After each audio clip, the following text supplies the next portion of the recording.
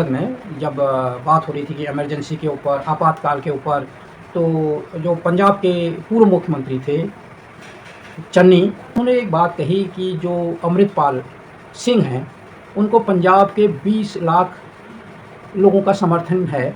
उन्होंने उसको चुन के पार्लियामेंट में भेजा है और आप लोगों ने उन्हें जेल में डाल रखा है। और इससे जो उनकी अभिव्यक्ति है, वो 20 लाख लोगों की, उनके जो मुद्दे हैं, उनको उठाने में आप रोक रहे हैं, तो क्या ये इमरजेंसी नहीं है? इसके बाद बीजेपी हमलावर हो गई कि भाई आप कांग्रेस आतंकवाद का समर्थन कर रही है।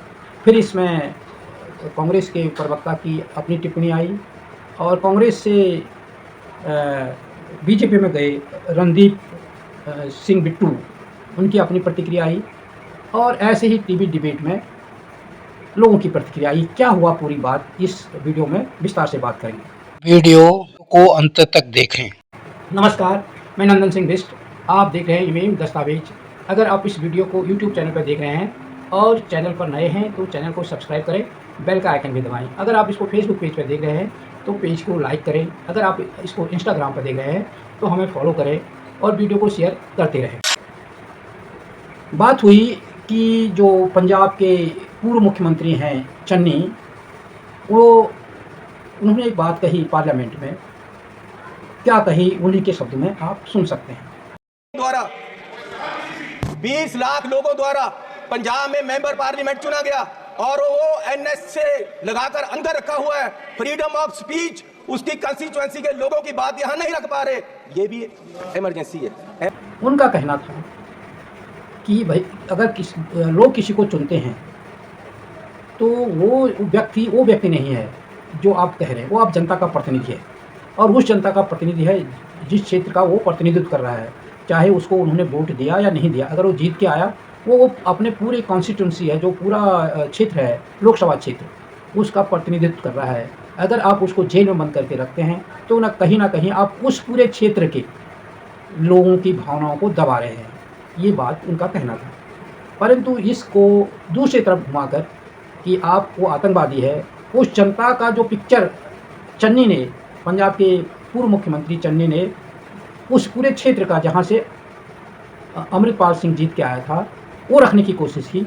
इसको दरकिनार रखते हुए, केवल अमृतपाल पर फोकस करते हुए ये आरोप लगने शुरू कर दिए कि आप आतंकवादियों के हिमायती हैं, देश विरोधियों के हिमायती हैं। इस पर टिप्पणी करते हुए कांग्रेस के जो सुरजेवाल है, रणदीप सुरजेवाल, उन्होंने कहा कि सरकार को बताना चाहिए कि जो ये अमरिंदर पाल है, इसको मदद कौन कर रहा है, इसको आखिर मदद कौन कर रहा है, इसको शरण कौन दे रहा है, इसके साथ कौन है, और ये जो पाकिस्तान या कोई देश इसको समर्थन कर रहा है, इसके बारे में सरकार कोई स्टेटमेंट क्यों नहीं देती, और इसके जो सहयोगी हैं, चाहे वो देश के अंदर हैं चाहे वो देश से बाहर है, वो कौन है, इसके बारे में क्यों नहीं बताया जाता। और दूसरी चीज़, क्या केंद्र सरकार या राज्य सरकार में कोई व्यक्ति ऐसा है जिससे अमृतपाल के संबंध हैं। While Shri Jairam Ramesh and the All India Congress Committee will give you a detailed reply there too, since I happen to come from the region, I only leave 5 or 6 questions to you that should be asked. Who helped the anti-India propagandist and supporter of terrorists Amrit Paul escape in the first instance? Question number 2. Where was Amrit Paul hidden in all these days? Who gave him shelter? Where did he stay? Are all those forces not anti-India forces? Number 3. Who are the accomplices of Amrit Paul? Why is the NIA, the CBI, the IB and the Punjab police not disclosing it? Number 4. Which powers, foreign powers in Pakistan as also elsewhere are supporting him? Why is Government of India not coming forward to make a statement and place those facts in public domain? They are not hidden. Number 5. Who are the co-conspirators of Amrit Paul operating from inside India as also from outside India? And what action will Government of India and Government of Punjab take against them? And number 6. Does Amrit Paul have a connection with somebody in the central government or in the state government? I leave these 6 questions for you to ask and for Modi government and Mr. Amit Shah to answer. की सरकार, चाहे केंद्र में BJP की सरकार है और पंजाब में आम आदमी पार्टी की सरकार है, इन सब के बावजूद जब वो जीतता है तो इसके लिए कौन जिम्मेदार है?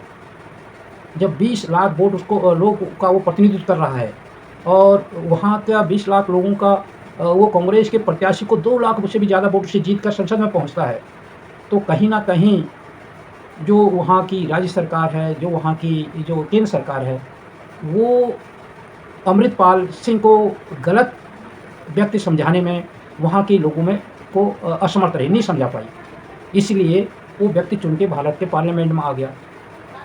वहीं इस पर प्रतिक्रिया करते हुए अमृतपाल की मां ने कहा कि भाई कि उसने जो शपथ खाई है पार्लियामेंट में वो भारत के संविधान की खाई है, उसका पिछला बैकग्राउंड क्या था, वो किस कानून के अंदर बंद है, ये सरकार को ये तय करेगा, न्यायालय तय करेंगे, परंतु अब वो भारतीय संविधान पर उसने कसम खा रखी है तो संविधान के अनुसार चलेगा।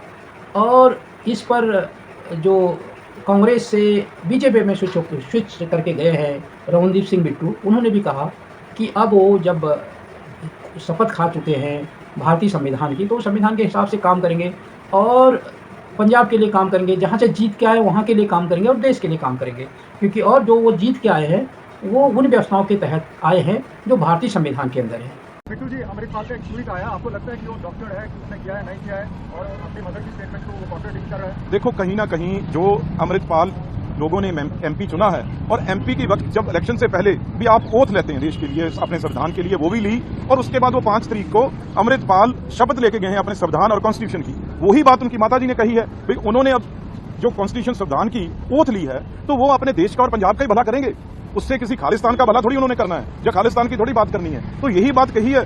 इसमें कई शक्तियां हैं जो पीछे से मेरी ख्याल से फैमिली के ऊपर भी और जो भी हैंडल कर रहे हैं ये, उनके ऊपर भी कहीं ना कहीं प्रेशर है, वो दिखाई दे रहा है। तो मैं तो यही कहूंगा, उनके माताजी बहुत उन्होंने अच्छी बात की है, हमें उनको सपोर्ट करनी चाहिए और बार बार अब जो उन्होंने बात कह दी उसे ये उनके ऊपर कोई प्रेशर भी नहीं डालना चाहिए। तो मुझे लग रहा था भी कहीं ना कहीं जब उन्होंने दोबारा बात की है उनके ऊपर प्रेशर था, उनकी आवाज में ये झलक आ रही थी, उनके ऊपर कोई ना कोई दबाव है जो पीछे से डाला जा रहा है। लेकिन लोगों ने वोट देश के कानून के हिसाब से डाली है वोट, और उन्होंने जो अपनी ओथ ली है वो उन्होंने देश के कानून और संविधान के माध्यम से ली है। टीवी डिबेट में भी जब बातें हुई तो एक भाजपा प्रवक्ता ने कहा अमृतपाल सिंह वो इंदिरा गांधी के हत्या का समर्थन करता है। देता हूं, आप अमृतपाल को आज जेल के अंदर है, लेकिन ये सवाल तो हिंदुस्तान के लोग पूछेंगे ना कि उसी लोकतांत्रिक प्रक्रिया से निकलकर Amritpal Singh member of parliament बना है, तो क्या उन सारे लोगों को आप आतंकवादी घोषित करेंगे जिन्होंने अमृतपाल सिंह को वोट दिया है? ये सवाल तो केंद्र सरकार को भी सोचना चाहिए। ये सवाल तो इंदिरा जी की हत्या को अमृतपाल ने जायज ठहराया है। आशुतोष जी, इंदिरा जी की हत्या को जायज ठहराया है। आशुतोष जी, इंदिरा जी की हत्या को और देश के टुकड़ों को जायज ठहराया है। आप एक इलेक्टोरल जीत सबको सही कर देती है। चित्रा जी देश के खिलाफ है। ठीक है, उनकी ये सवाल खड़ा कर रहा हूं, क्या ये देश के प्रधानमंत्री को और पंजाब के मुख्यमंत्री को ये सवाल नहीं पूछना चाहिए अपने आप से कि अमृतपाल सिंह जैसे लोगों को वहां के लोग क्यों जिता रहे हैं? गांधी के हत्यारे हैं, उसका भी समर्थन करना, उसको भी सही ठहराना, उस व्यक्ति को भी महिमा मंडित करना क्या सही है? बात है गलत, हमेशा गलत होना चाहिए। इन सारी बातों में आपकी क्या राय है, जरूर लिखें। अगर आपको हमारी वीडियो पसंद आई हो तो इसे लाइक करें और ज्यादा से ज्यादा शेयर करें ताकि बाकी लोगों तक भी ये जानकारी पहुंच सके। हमारे चैनल को सब्सक्राइब करना बिल्कुल ना भूलें और हमारी वीडियोस को सबसे पहले देखने के लिए बेल आइकन को भी जरूर प्रेस करें।